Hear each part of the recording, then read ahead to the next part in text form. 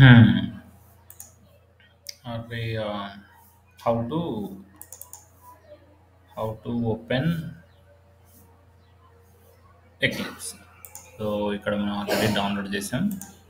So నేను already open కూడా చేశాను నా లోకల్లో.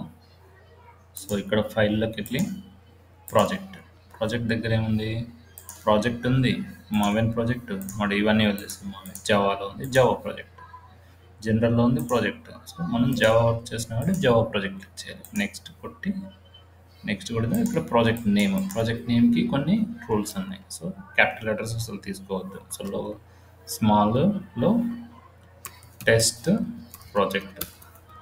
సెకండ్ లెటర్ తీసుకోవచ్చు capital, but always prefer as small characters is in project name తీసుకున్నాం. ఇంకేం చేయొద్దు, జస్ట్ ఫినిష్ కొట్టు. ఇక్కడ జావా వర్షన్ కనిపిస్తుంది.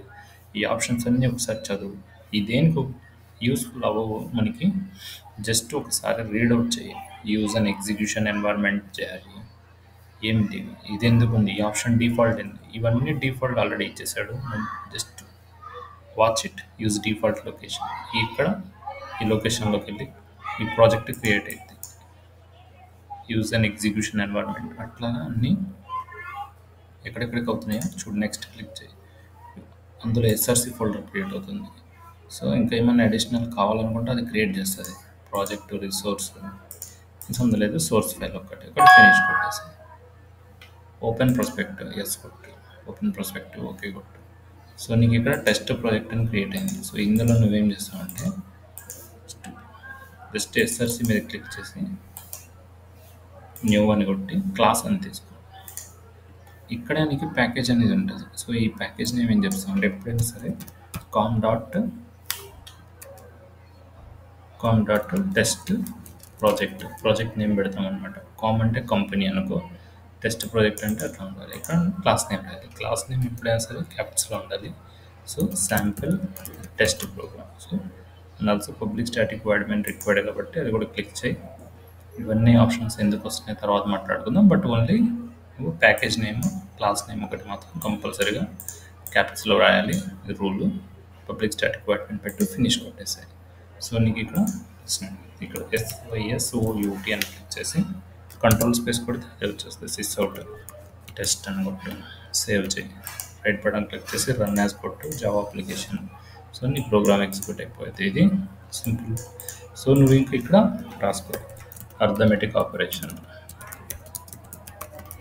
అంటే ఏంటి. Okay, left assignment operator, right assignment operator, and operator, అంతే కదా.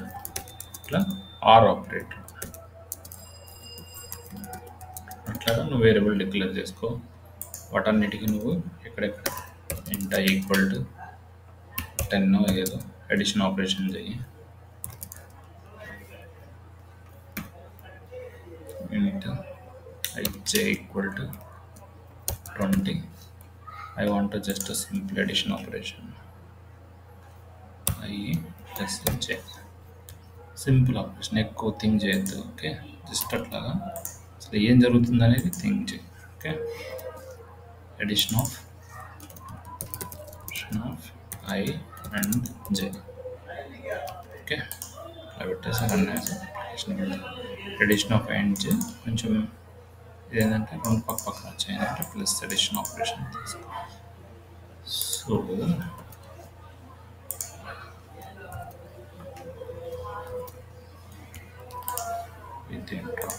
ఇది డ్రాప్ అడిషన్ అవుట్ అది బ్రాకెట్లో పెట్టుకుని వచ్చింది చూసా.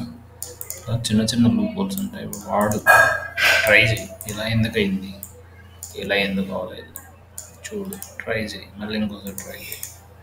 Okay, that is very simple. Save పక్కన ప్రింట్ అవుతుంది. ఓకే, సో ఇలాంటి బ్రాకెట్స్ కూడా impact our program, right? Do like this: addition, subtraction, minus అన్ని try